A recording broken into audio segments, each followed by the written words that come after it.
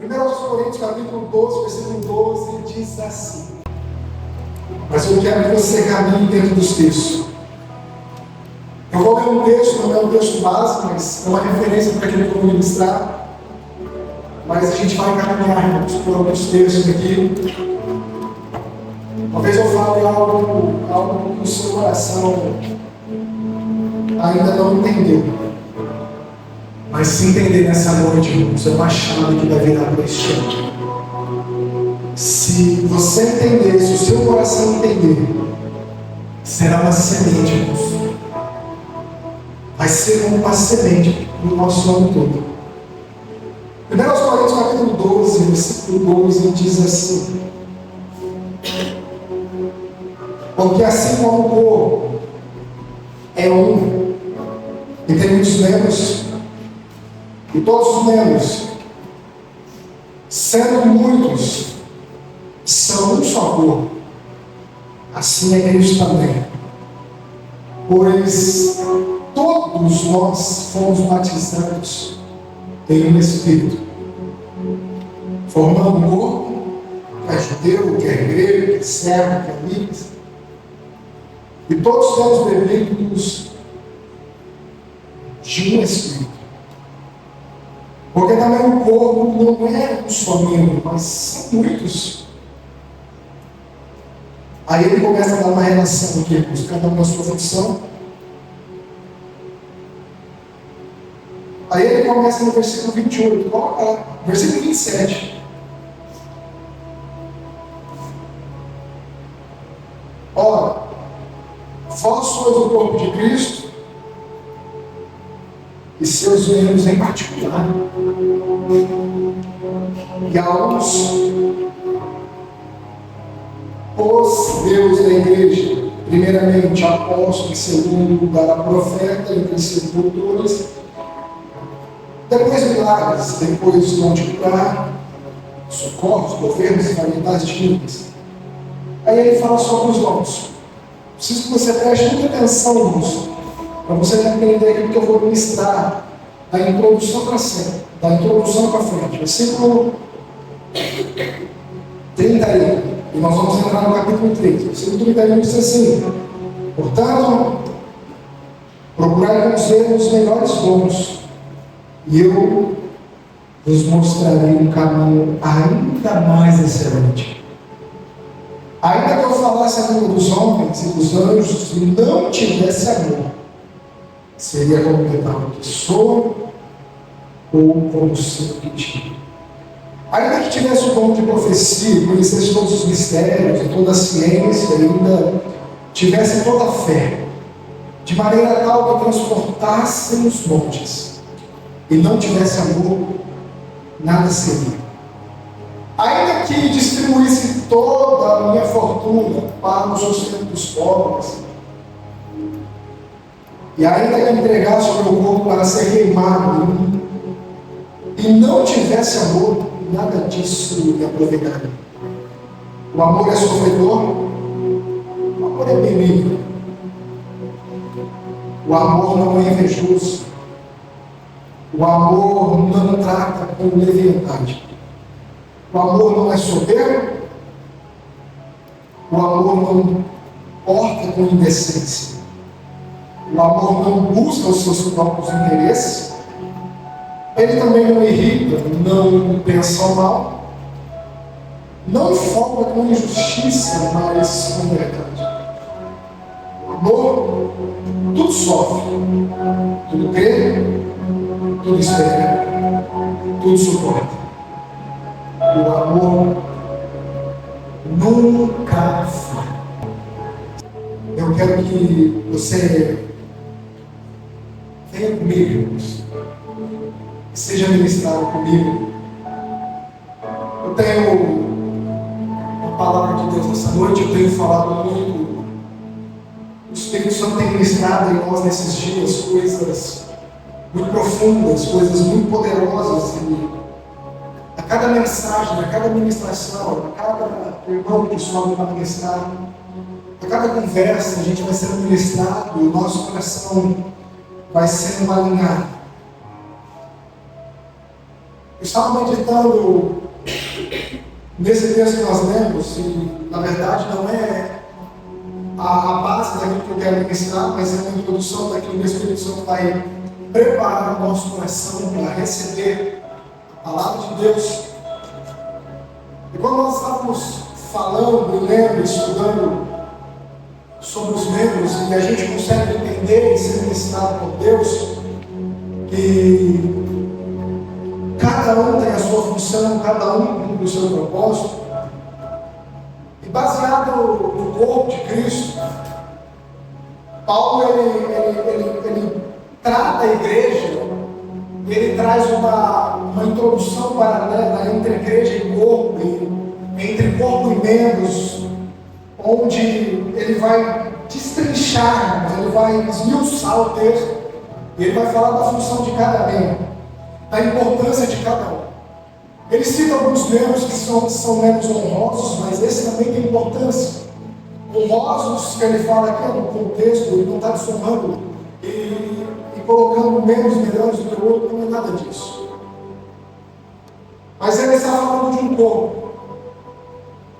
Eu estava nesses dias, um dia desse, eu não sei qual foi o dia, mas eu tive um rompimento no braço, mais de 90% do tendão.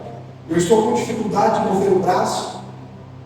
E eu liguei para o médico, um amigo meu, o médico que eu construí a casa dele, a gente acabou fazendo uma aliança. A gente conversando, e ele desceu lá em casa, ele pediu a localização, passou lá em casa, falou: vou descer aí para mim, está acontecendo. Eu fui lá em casa, aí ele pegou, foi mexendo nos dedos, mexeu no braço, foi mexeu na mão. E eu fiquei pensando, aí ele veio nas costas, eu falei: não, mas eu estou com dor no ombro, não está mexendo na mão, ele mexeu os dedos. Eu falei: mas eu pensando, não faz sentido. Mas eu entendi que ele sabia o que eles estavam fazendo. Ele falou: você não está com isso, nem com isso, nem com isso. Mas faz uma ressonância. Eu fiz uma ressonância. E quando saiu o resultado da ressonância, eu mandei o resultado para ele. E o laudo, ele me ligou também. Ele leu o laudo, foi 10 minutos ele me ligou. Ficou 28 minutos no telefone. Ele falou assim: você rompeu o tendão mais de 90%. Você está só com os fiozinhos que está ligado. Eu estava debaixo de muita injeção. Eu passei por um período assim, uma injeção dia sim, dia não, dia sim, dia não. Remédios fortes, mãos tudo para tirar a dor e não tirar. Eu tomei das injeções mais fortes para você cansar e não tirar. E um dia desses, eu liguei para ele e falei: Jonathan, eu estou com muita dor, eu precisava tomar uma injeção. E ele falou para mim assim: irmãos, isso parece que foi o Espírito Santo que sobrou no meu coração. Porque ele trouxe um alinhamento para mim do corpo, mas que eu apliquei naquilo que é espiritual. Parece que era Deus falando comigo, irmãos.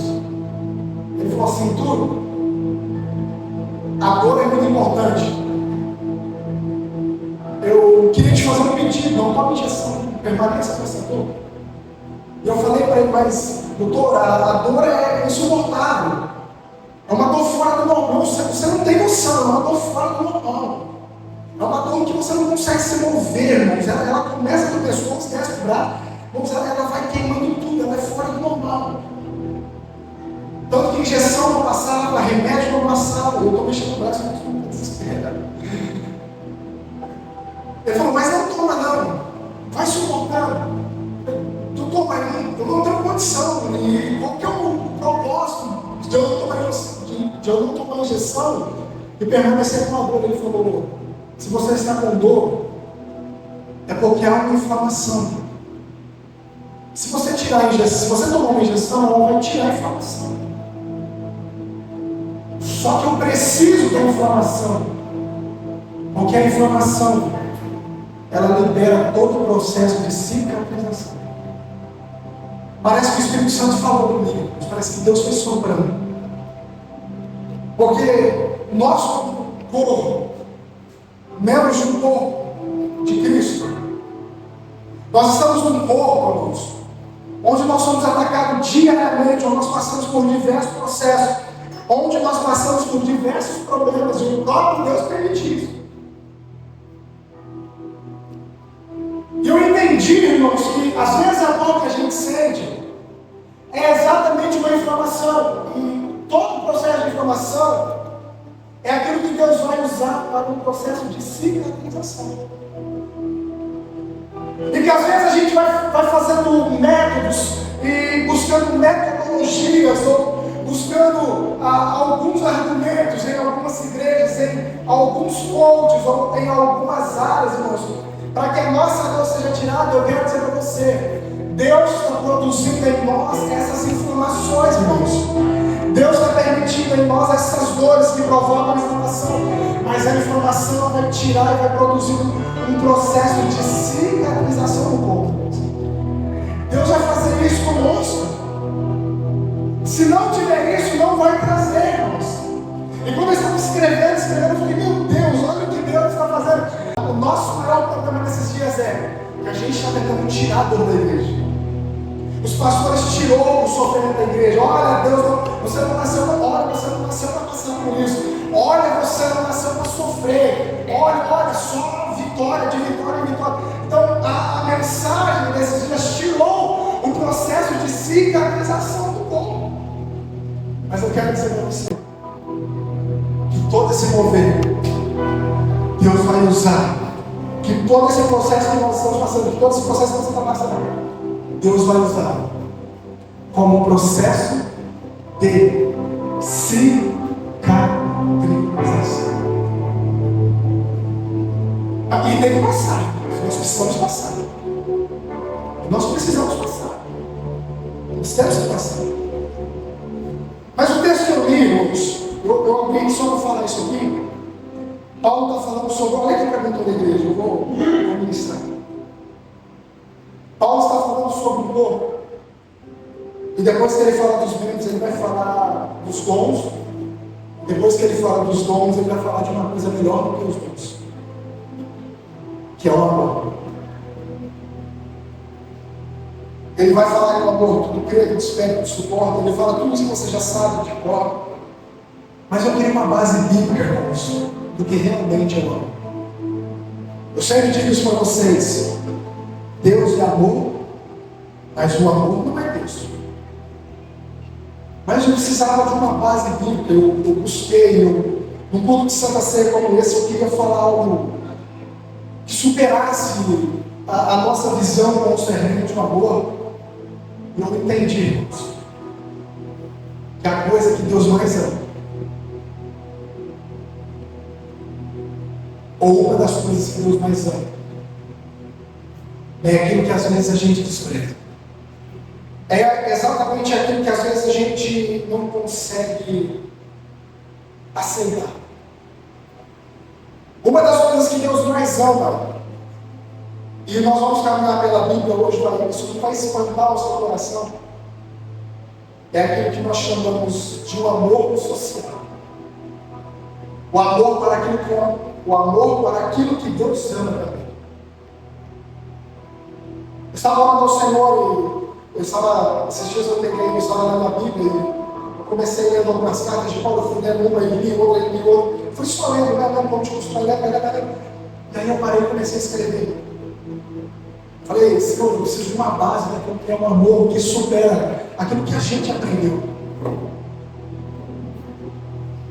E Deus me falou que o amor que a gente precisa entender é um amor que está ligado ao sacrifício.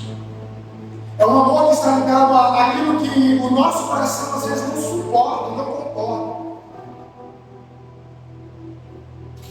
Eu quero tirar como base bíblica um dos processos bíblicos que a igreja da Macedônia passou, que o apóstolo Paulo passou, e que o apóstolo Paulo instruiu, e que isso mudou a visão profética do mover de Deus sobre aquela casa. E que se a gente entender hoje, vai mover todo o nosso coração, todo o mover profético, para tudo aquilo que a gente acha que entendeu, mas ainda não entendeu. Então a Bíblia diz, abra sua Bíblia comigo, Atos dos Apóstolos, capítulo 28. Aqui é o texto base daquilo que eu quero ministrar hoje. Eu quero gastar tempo hoje, irmão. Eu quero falar de Bíblia, eu vou falar de Deus, irmão. Atos capítulo 11, versículo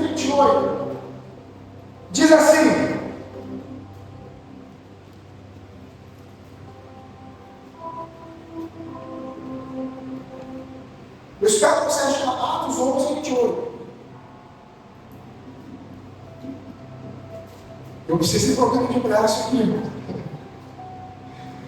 Atos 11, 28 diz assim, irmãos, olha, aqui começa a base daquilo que eu vou ministrar essa noite, ó. E levantando-se, versículo 27, olha 27, que é o contexto. Versículo 27, naqueles dias desceram profetas de Jerusalém para Antioquia, e levantando-se um deles, por nome de Ágabo, dava a entender pelo Espírito que haveria uma grande fome em todo o mundo. Isso aconteceu nos dias de Cláudio César. Eles estão descendo os profetas para Jerusalém, os profetas de Jerusalém para Antioquia, e um deles se levanta para falar que haveria um período de fome, que ele tem uma visão e pelo Espírito ele entende que haveria um período de muita dificuldade sobre todo mundo. Paulo entendendo a visão dele, que os dias se cumpririam nos dias de Cláudio, nos tempos de Cláudio César. Paulo faz um mover diante de todas as igrejas. Olha aqui para mim, irmãos. Paulo faz um mover, faz um levantamento diante de todas as igrejas e começa a fazer coletas. Ele começa a fazer coletas e enviar para essa igreja que ia passar um período de maior dificuldade. Olha o que o texto diz em 1 Coríntios capítulo 16. Eu vou ler 3 ou 4 versículos até você entender, aí eu vou entrar na mensagem. 1 Coríntios capítulo 16. Capítulo 16, versículo 1.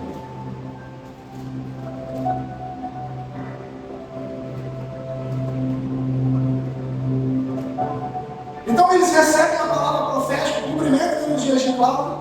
Aí Paulo começa a se mover. Para preparar as igrejas, irmãos.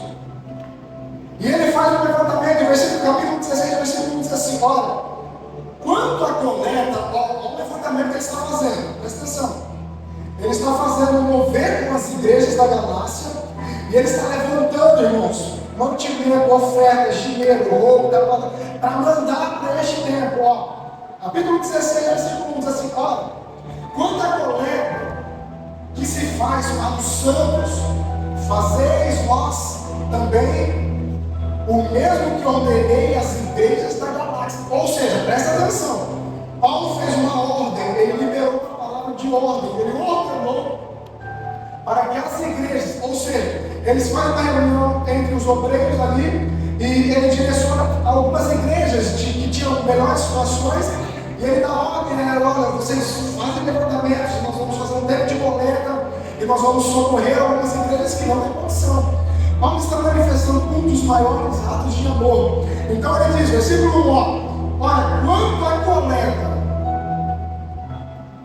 que se faz para o santo, fazei também o mesmo que ordenei às igrejas da Galácia. Ou seja, ele vai dar uma ordem para que haja um levantamento de mantimento, porque eles iam levar tudo isso para o socorro. Olha o versículo 15 de Romanos, abre Romanos 15. É um contexto aqui que eu estou ministrando, para você entender. Romanos capítulo 15.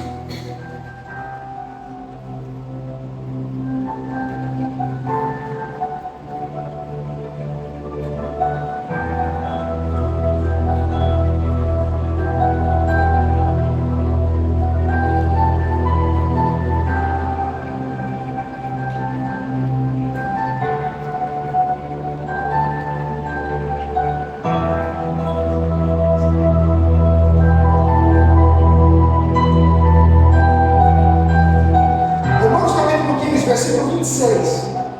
Eu estou dando esses versículos para você entender aonde nós vamos chegar para a mensagem.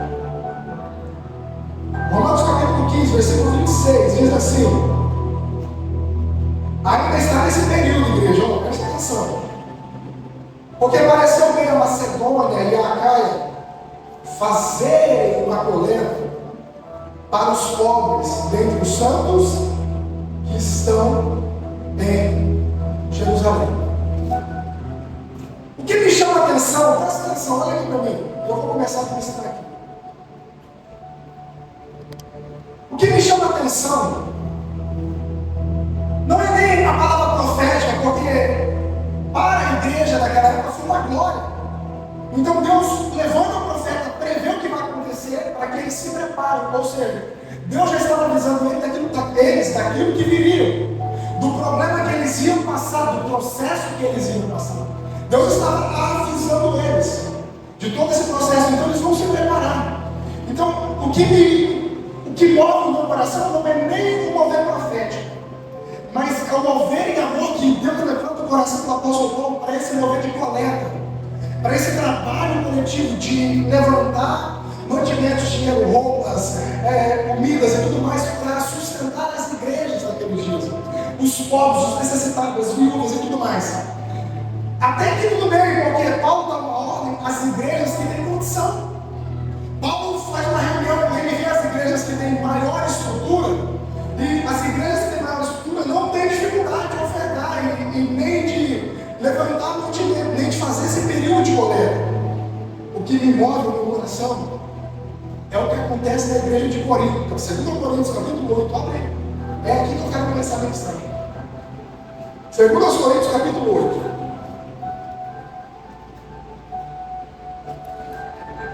Aqui é a base daquilo que nós vamos ministrar nessa noite.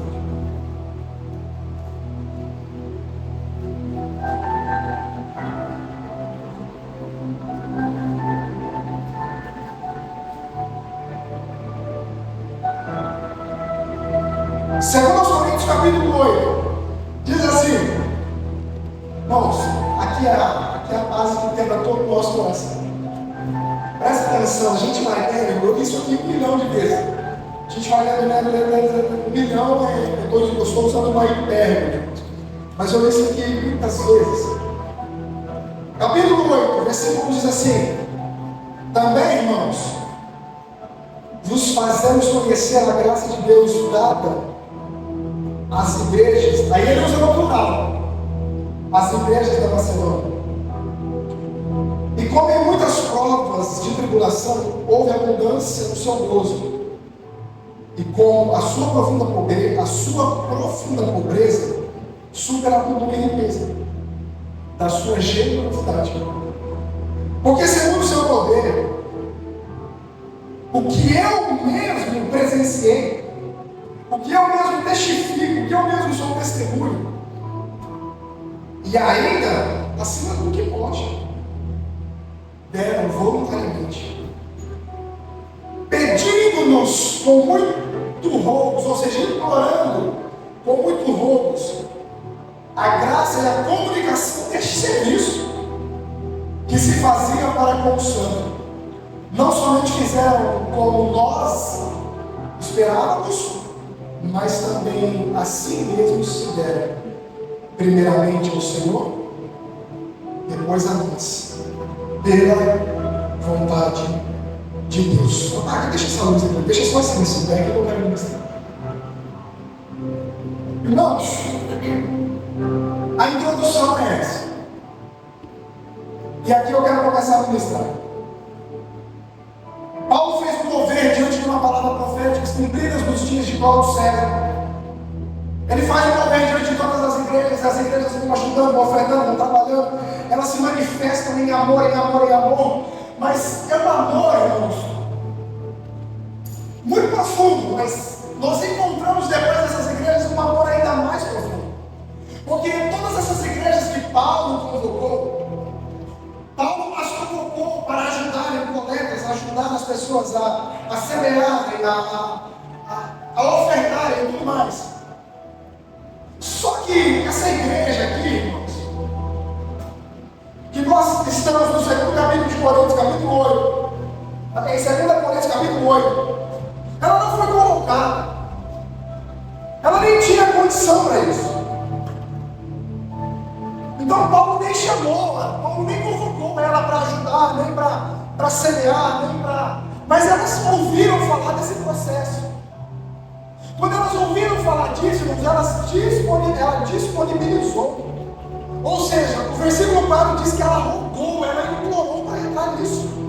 Mas a Bíblia diz, irmãos, olha o versículo 3, versículo 2, olha o versículo 2, que eles estavam passando um período de muita prova, irmãos, ou seja, o texto é muito claro, eles não estavam passando um momento difícil. O texto é muito claro, diz assim, que eles estavam passando em uma prova muito grande de tribulação.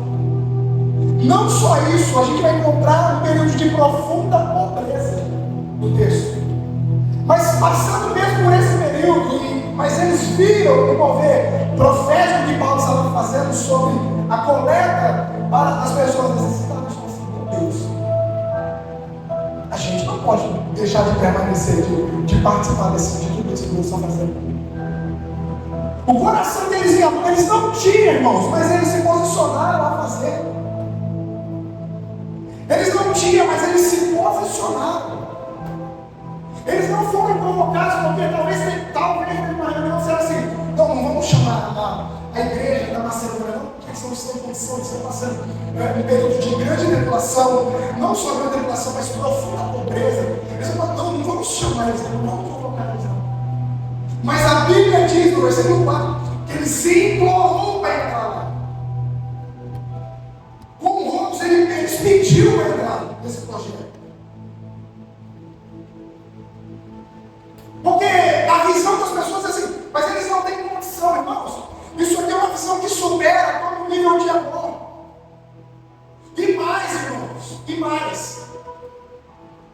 O texto diz que eles não só deram, olha o versículo 3. Porque segundo o seu poder, o que eu mesmo testifico, olha o que Paulo está dizendo, eu mesmo vi com os meus olhos, eu presenciei, eu fui testemunho. Eles não tinham, eles estavam em pobreza, eles estavam em grande tribulação. Mas eu mesmo vi. E ainda deram acima daquilo que eles podiam. Ou seja, o texto diz assim, e ainda acima do seu poder deram voluntariamente.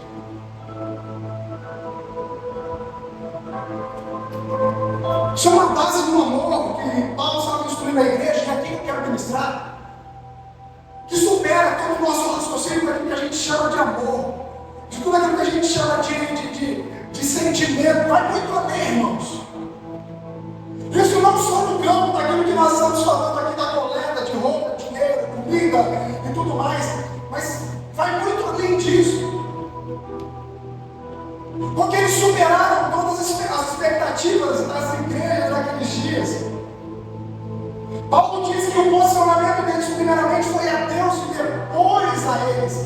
Por isso que o versículo 5 diz assim, e não fizeram como esperávamos, mas também assim mesmo, deram primeiramente ao Senhor e depois. Então isso entra no campo daquilo que é espiritual, ou seja, todas as vezes que a gente fala em ação não é sobre ter ou poder, é sobre querer. Isso não é só sobre, eu estou usando a base de Paulo sobre a coleta que ele fez, mas eu quero falar sobre todas as áreas. Porque a igreja nessa época estava passando um período de muita prova de tribulação, versículo 2. Muita prova de tribulação, ou seja, eles praticamente e espiritualmente falando, eles não tinham condição de ajudar ninguém. Humanamente falando, eles não tinham estrutura para ajudar ninguém. E eu não estou falando em dinheiro, em coleta, em isso, em roupas, isso, tudo. Não só apenas disso, eu estou falando no geral.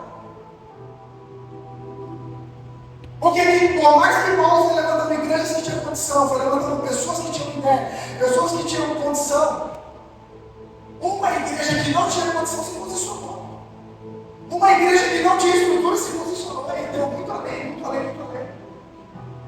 E isso sai do campo daquilo que é material, que a gente está vendo o texto como aquilo que é material por causa da coleta, mas isso vai além daquilo que é espiritual.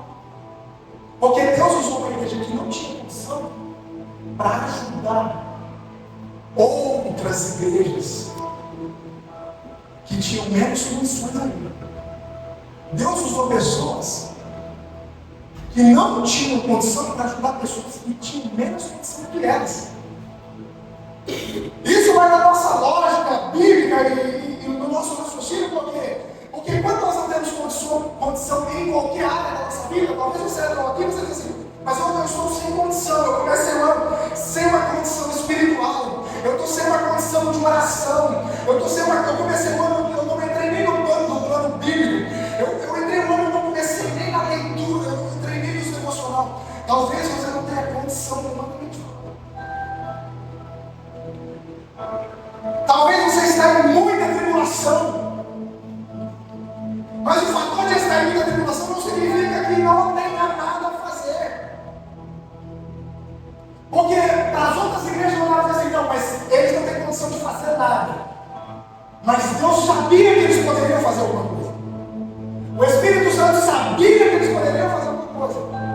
Então quando eles se posicionaram, disseram assim, meu Deus, nós estamos em grande pobreza, nós não temos nada. Eles foram um pouquinho mais para baixo, eles viram que tinha um livro mais informado do que o deles. Quando eles olham a situação que eles estavam, eles olham ao redor e dizem, meu Deus, eu estou vivendo essa vida, eu estou vivendo esse tipo, eu estou passando todos esses processos, mas olha lá fora, tem pessoas que estão pior do que eu vou me posicionar, irmãos. O posicionamento dessa igreja alcançou aquelas pessoas que estavam pior que eles. O posicionamento dessas pessoas fez com que as outras pessoas fossem alcançadas. É o maior mover de avivamento que eu já vi. É o maior mover de avivamento que eu vi aqui, irmãos, nesses dias. Porque a gente fala assim, nossa, mas eu estou sem condição de oração. Mas se você se posicionar, Deus vai te usar. A gente olha e fala assim, meu Deus, mas a minha estrutura espiritual não é para tanto, irmãos. Mas mesmo não tendo, se você se posicionar, às vezes por se colocar em lugares de enfermidade, achar que não está em condição, a gente perde a oportunidade, não de só alcançar a redenção, como de alcançar a redenção de outras pessoas. Às vezes eu falo, Senhor, eu não tenho condição disso, aí Deus fala, se posiciona. Aí quando eu me posiciono, então Deus faz, mesmo não tendo condição, porque o dia que eu tiver condição, eu já não preciso mais disso. O dia que eu tiver condição, não há sacrifício, não há pontos de sacrifício em que será glorificado o Senhor em todas as minhas condições. Então Deus está usando eles para fazer um mover profético, mesmo não tendo. E essa palavra vem para a gente começar o ano, porque muitos de vocês, muitos de nós, começou falando assim, meu Deus, eu não sei nem como é que eu vou começar. Eu estou sem estrutura, eu estou sem base, eu estou sem força, eu estou sem energia, eu estou sem graça. Eu sei, irmãos, eu quero dizer para você, irmãos, que Deus usou uma igreja que não tinha nada, em grande tribulação, em grande pobreza, mas um posicionamento fez com que Deus usasse. Então, às vezes você não tem, mas você tem condição de se posicionar. Às vezes você não pode ter a estrutura do governo, você não pode ter a coleta, você não pode ter isso, mas eu quero te fazer uma pergunta. Você tem condição de se posicionar? E não adianta falarmos, porque nós falamos das igrejas que Paulo foi direcionando, Paulo foi mandando as igrejas, olha, façam coleta, olha, façam coleta, olha, façam coleta. Mas essa igreja se posicionou. E para Paulo e para Deus, o valor maior, claro que é maior do que as outras igrejas fizeram, mas o valor dessa igreja foi muito. Porque quando a gente começa a fazer só daquilo que a gente é mandado, Paulo mandou eles fez. Se Paulo não tivesse mandado, ele seria feito. Se Paulo não tivesse ordenado as igrejas, elas teriam levantado coletas para as necessidades dos povos, das viúvas e dos necessitados. E aqui está um grande mover sobrenatural que a gente não consegue entender. A gente está esperando Deus mandar, irmãos, a gente fazer. E tem coisas que Deus não vai mandar você fazer, você vai ter que se posicionar. A Bíblia diz que quando a gente faz só aquilo que a gente é mandado, Jesus nos dá uma medalha, ou seja, vai te dar um troféu. Você vai levantar um troféu escrito, servo inútil. Pastor, mas é Bíblia? Ah, é Bíblia. Lucas capítulo 10.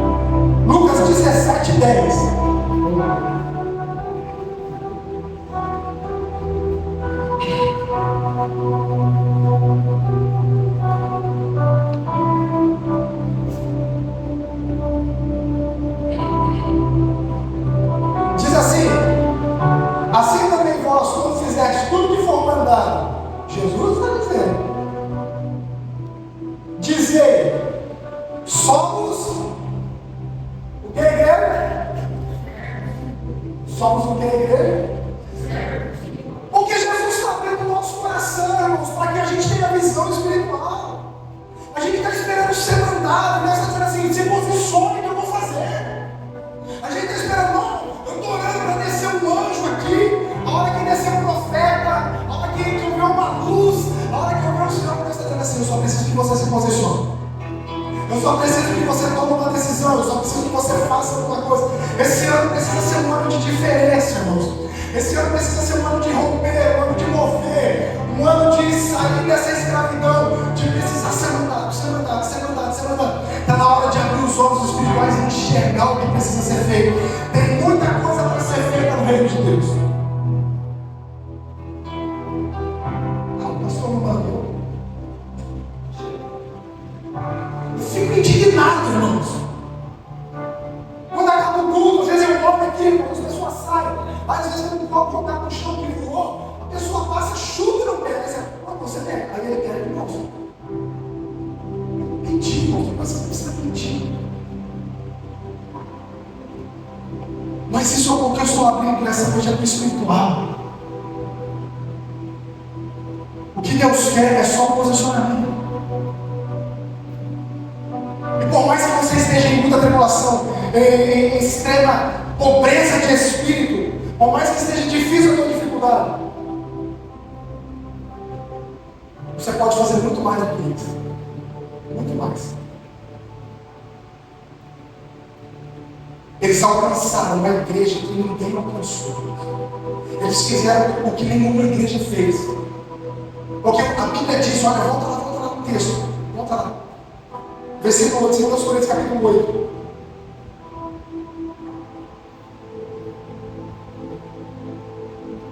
Versículo 3.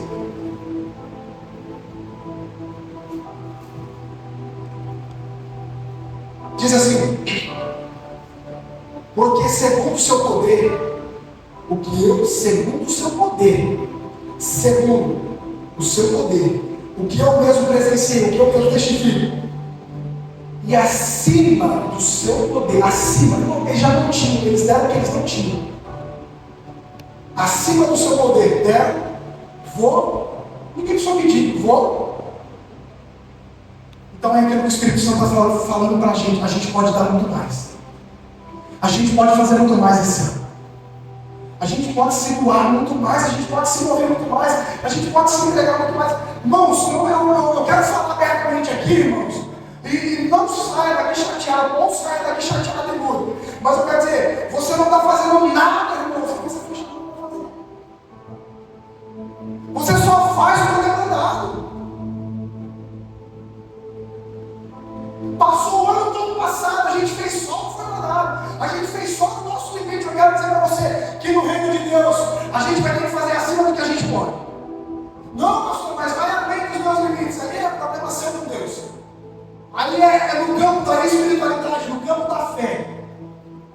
Porque eles já não tinham e fizeram acima do que tinham, acima do que não tinham.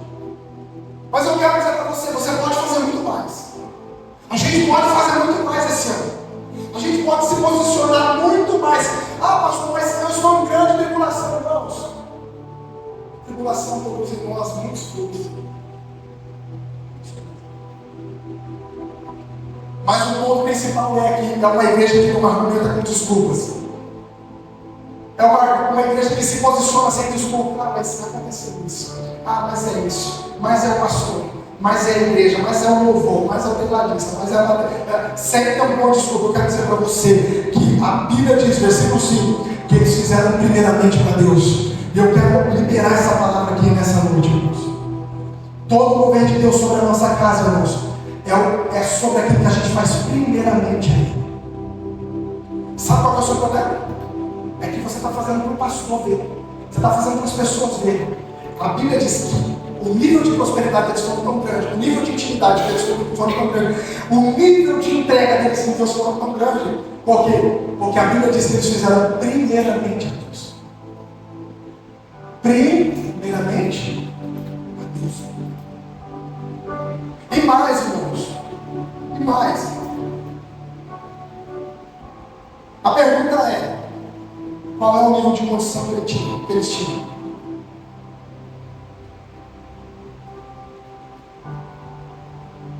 Eles não tinham condição nenhuma, irmãos. E isso é exatamente o que Deus está falando conosco nesses dias. Mesmo sem condição, a gente precisa se mover. Isso é o que está no campo, na área daquilo que é espiritual. Talvez você diga que não tenha condição de o teu posicionamento vai mover todas as coisas. É só o que é espiritual. Hoje nós não precisamos fazer coletas para ajudar roupa, comida. Não é nada disso que Deus vai tratar nessa noite. Mas nós vamos precisar nos posicionar com aquilo que é espiritual. Para ajudar. Para sofrer, para se unir como povo, como igreja. Manifestar o amor. Sobre as pessoas que não têm condição. Sobre as pessoas que não têm força. Sobre as pessoas que estão no mundo. Sobre as pessoas que estão nas garras do diabo. Sobre as pessoas que estão no inferno. Sobre as pessoas que estão morrendo, irmãos, sem salvação. Olha o que eles fizeram, mesmo não tendo, eles deram acima. Sabe o que esse texto diz no original? O dar acima. Eles fizeram uma dívida para conseguir. Irmãos, as igrejas dos dias atuais, mesmo tendo condição, tendo um dinheiro guardado, mesmo tendo de tudo, elas têm dificuldade de semear. Imagina, olha o ponto deles. Eles não tinham extrema pobreza, grande tribulação, mas a igreja da era passada tinha crédito. A gente encontra nas entrelinhas que parece que eles estão negociando a sua colheita antes do tempo para ajudar aquelas igrejas daquele dia. Ou seja, eles iam nos lugares que tinham denário, dinheiro, seja lá o que for, e diziam assim: olha, eu estou com uma colheita que em um tempo eu vou colher 6 meses, eu vou colher, eu te pago, eu preciso ajudar uma igreja, você pode me subir, você pode me ajudar? Então eles deram acima, fazendo dívidas, irmãos, fazendo dívidas para socorrer outras pessoas. Eu não estou dizendo para você fazer dívida para sair socorrendo ninguém, eu não estou falando no campo daquilo que é material, eles foram no campo daquilo que é material, eu estou falando no campo daquilo que é espiritual. Talvez o que nós precisamos hoje não é nem fazer uma dívida, mas quem sabe um voto. Quem sabe um posicionamento, uma palavra liberada, um eis-me aqui. Quem sabe uma palavra que vai mover-nos.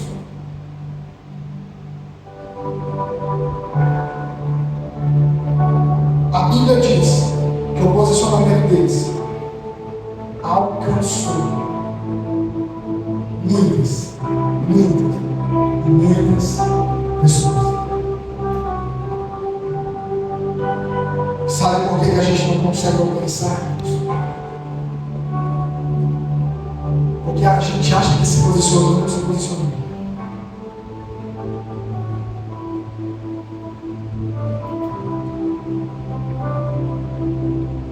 Sabe por que mulheres não dão os maridos? Porque não se posicionam. Sabe por que maridos não dão as mulheres? Porque não se posicionam. Sabe por que os pais não dão os filhos? Porque não há um posicionamento. E mais, é aqui que eu quero falar. O texto diz que eles sacrificaram até o que eles não tinham.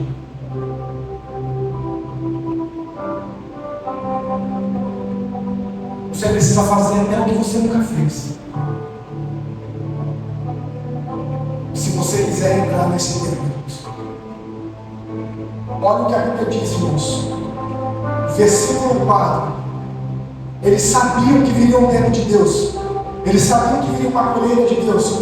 Eles sabiam que quando passasse aquele período, Deus ia virar uma chave. E a prosperidade seria sobrenatural sobre eles. Por isso que eles precisavam se posicionar. Olha o versículo 4. Pedindo-nos, olha, vocês me pediram, vocês me imploraram com muito roubos. A graça é a comunicação deste trabalho, desse serviço. Ou seja, talvez algum deles se reuniram com Paulo e disseram assim: Paulo, nós queremos participar. Mas talvez Paulo olhou assim: meu Deus, mas vocês não têm condição, a gente vai ter que ajudar vocês. Aí eles falam assim: mas eu imploro você, eu quero ajudar, eu quero fazer alguma coisa, eu quero me posicionar. E é isso que Deus quer de nós, irmãos, é um posicionamento. Porque nós estamos vendo as pessoas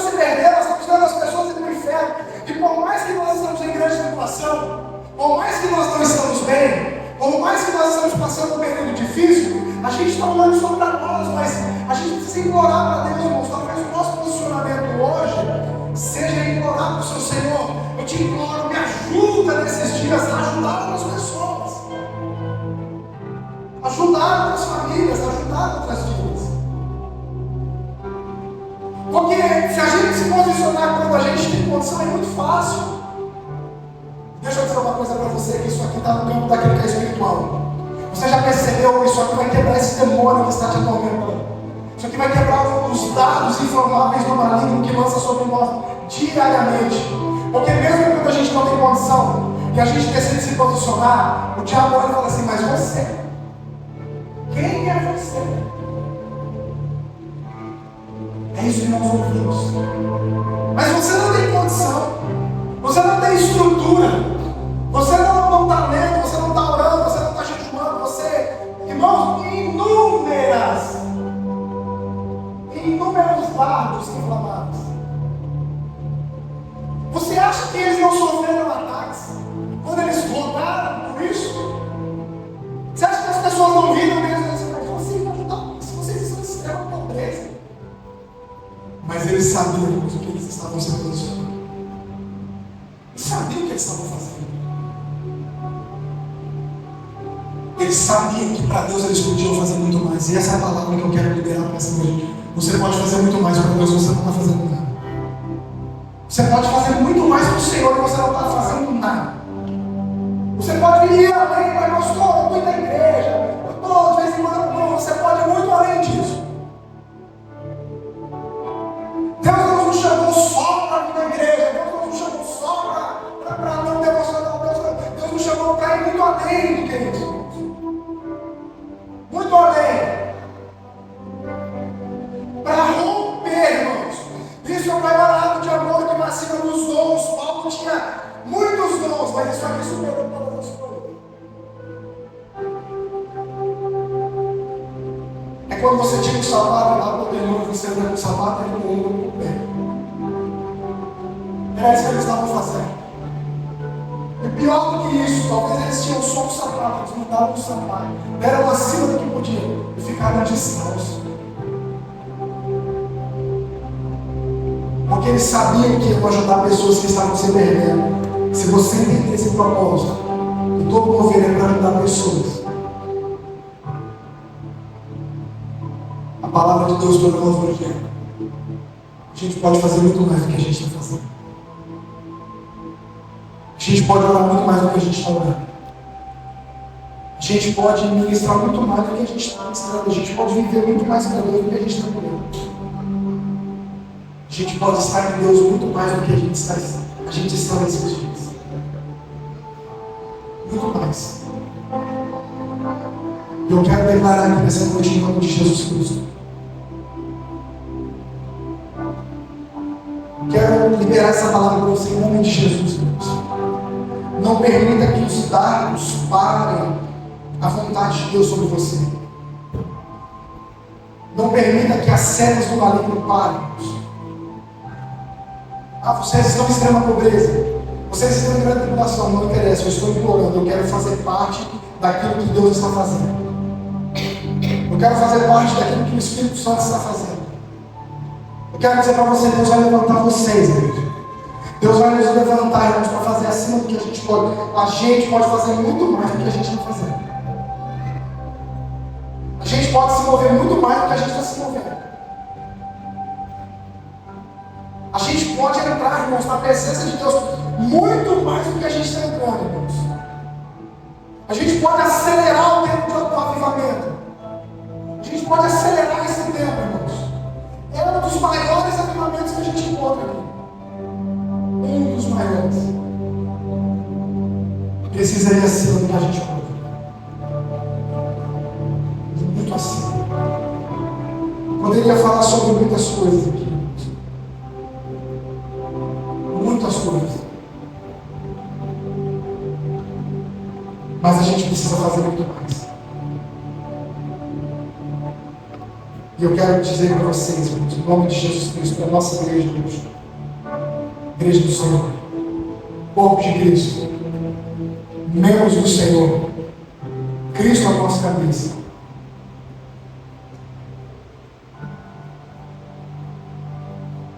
O que o Senhor espera de nós nesse ano é um posicionamento.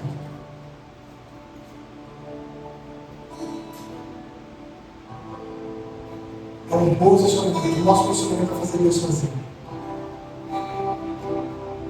Eu quero encerrar dizendo para você, antes da gente encerrar, a Bíblia diz sobre uma viúva, a viúva de Sarepta.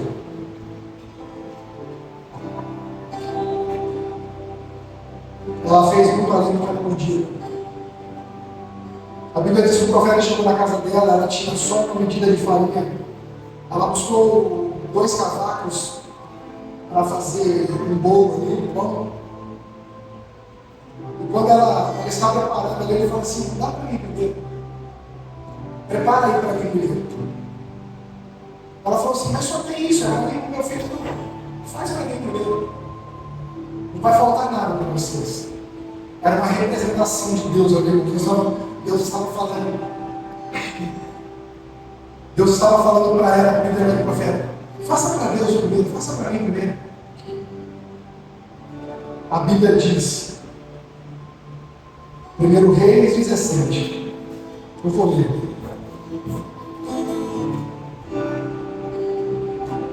Coloca aí, 1 Reis capítulo 17.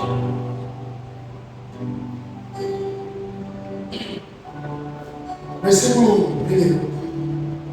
Diz assim: então disse Elias o tisbita, dos moradores de Gileade, disse a Acabe: vive o Senhor Deus de Israel, perante cuja face estou, que nestes anos nem orvalho nem chuva haverá, senão segundo a minha. Então ele faz uma palavra profética baseada na palavra de Deus. Ele tinha uma palavra, ele estava segundo, não era só segundo a palavra dele. Ele estava baseado na palavra de Deus, não. Quando as pessoas estão afastadas de Deus, quando as pessoas estão desobedecendo a Deus, o céu fica de pronto. Então ele tinha uma segurança para profetizar. Mas é no período de seca, não chove. Olha o versículo 8, diz assim: a viúva de Sarepta, e veio a ele a palavra do Senhor dizendo: levante, vai a Sarepta, que está em Sidom, e habita ali. E eu ordenei uma mulher viúva que te sustente. Então Deus já falou com ele sobre a viúva. Só que quando ele chega lá na viúva, não tem nada. Versículo 10. Então ele se levantou e foi a Sarepta, chegando à porta da cidade, e eis que estava ali uma mulher viúva, apanhando lenha. E ele a chamou e lhe disse: traze-me, peço, numa vasilha, um pouco de água que bebo. Indo ela buscá-la, ele a chamou e disse: traze-me agora também um bocado de pão na tua mão. Porém ela disse: vive o Senhor meu Deus, que nem bolo tem, senão somente um punhado de farinha numa panela, e um pouco de azeite numa botija. E vês aqui, apanhei 2 cavacos e vou preparado para mim e para o meu filho, para que comamos e morremos. Ou seja, é a última medida: eu vou comer e vou morrer. Era a situação da igreja, irmãos. Não tinha nada.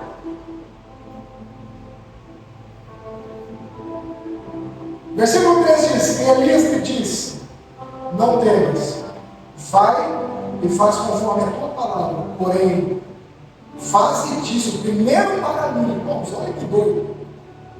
Eu não sei se quem é mais doido, sério. Qualquer profeta, qualquer pastor que fizesse isso nesses dias, ia ser chamado de explorador. Mas ela fez, a Bíblia diz: faz primeiro para mim um bolo pequeno e traz-o para fora.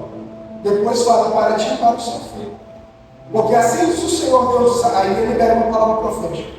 Porque assim diz o Senhor Deus de Israel: a farinha da panela não se acabará, e o azeite da botija não faltará, até o dia que o Senhor dê chuva sobre a terra. Versículo 15: e foi ela, e fez conforme a palavra de Elias, assim como eu era entre ele e a sua casa, por muitos. Versículo 16: da panela e da farinha não. A gente precisa fazer mais para o Senhor, a gente pode fazer mais. Primeiramente o Senhor. Eles fizeram primeiramente a Deus.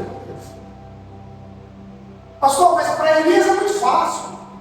Ele está liberando uma coisa sobre alguém. Então vamos lá, Elias. Versículo 18. Coloca aí versículo 18.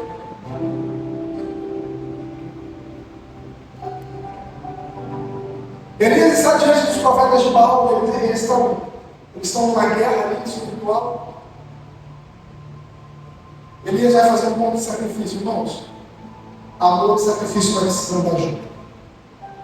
É o amor do sacrifício. Versículo 30, Elias vai fazer o capítulo 18, versículo 30, Elias vai fazer um sacrifício.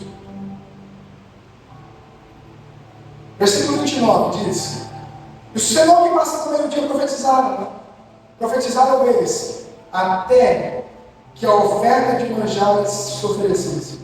Porém não houve voz nem resposta nem aversão. Os profetas de Baal não houve a resposta. Irmãos, é isso que eu digo para vocês. Fazer para Deus, viver para Deus, andar com Deus, sempre haverá uma resposta, sempre haverá uma palavra, sempre haverá um mover de Deus. Versículo 30.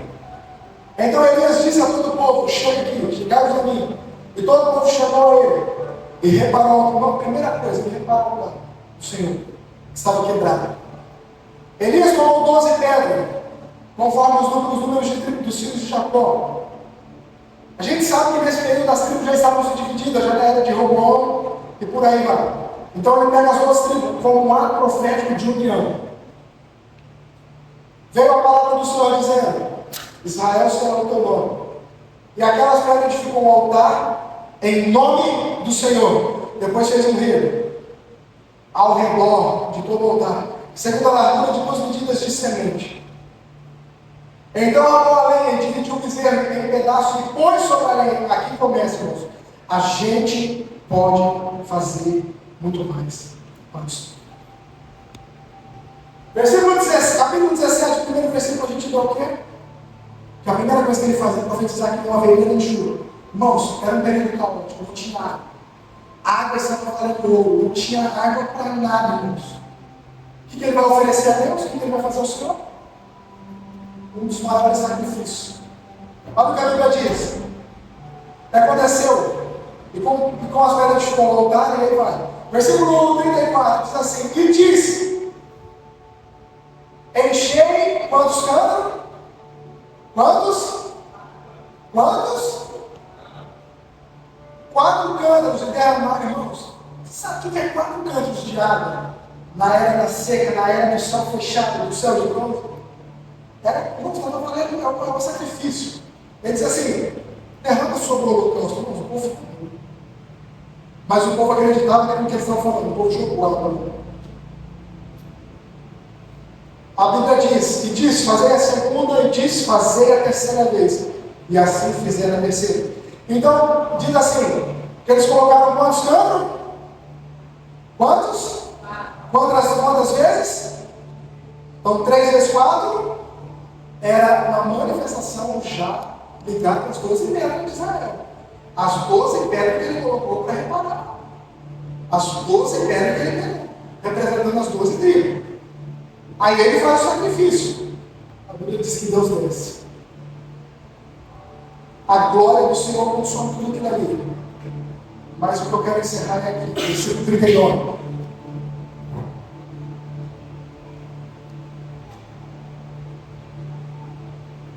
O que vendo todo o povo caiu sobre o seu rosto e disse: Só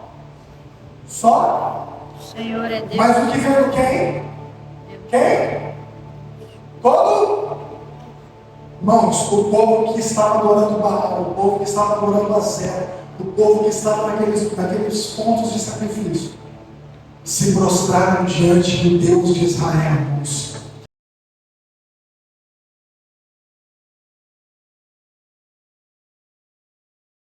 Por causa de um posicionamento de a gente pode fazer muito mais do que a gente está fazendo, irmãos. A gente pode fazer muito mais do que está fazendo. O que você está